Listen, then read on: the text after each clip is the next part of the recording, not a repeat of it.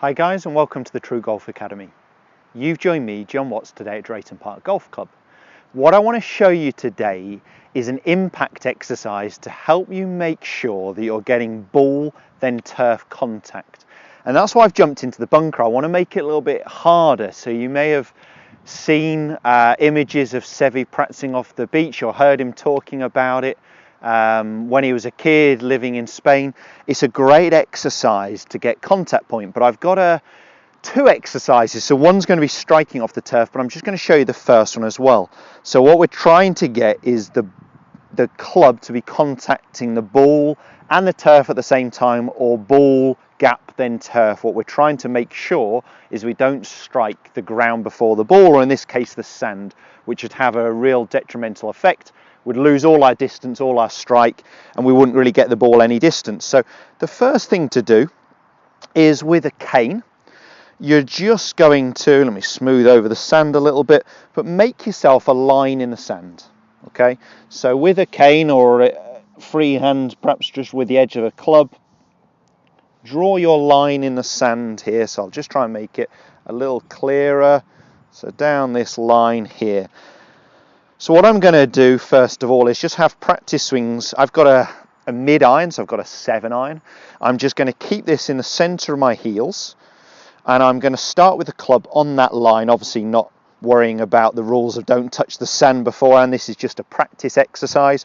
So I'm starting with the club on that line, which is representing the back of the golf ball, and I'm going to swing and try and make contact with the line forwards, not behind it.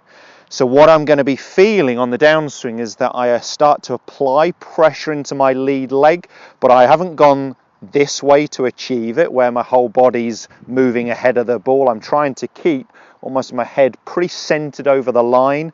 My pressure is going to be moving towards my trail foot and then down into my lead leg, okay? But it's not a shift off the ball. So let's give this a go.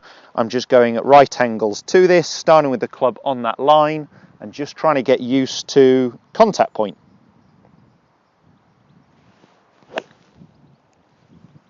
Managed to pick it into the wind, which is a good idea, so you get a face full of sand.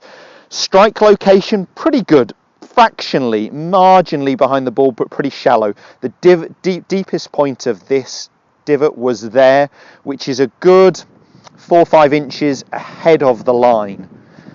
So let's just do a few trying to do that again on this line here in the center of my heels, looking at strike location.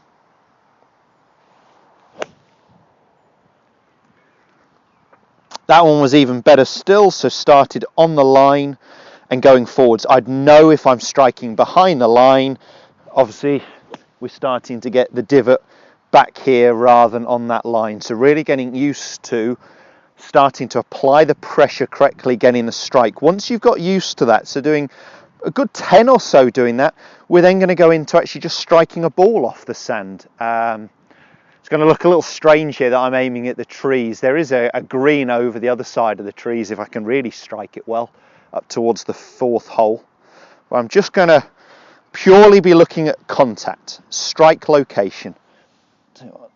Bit of a ridge behind the ball, so I'll give myself a fighting chance at least. Right, so that's on the line that I was trying to hit.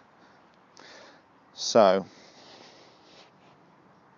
whether you hover the club or rest it on there for this exercise, not too worried, but can we get ball and then the sand? I'm not sure I want to hit another one of those because that was perfect.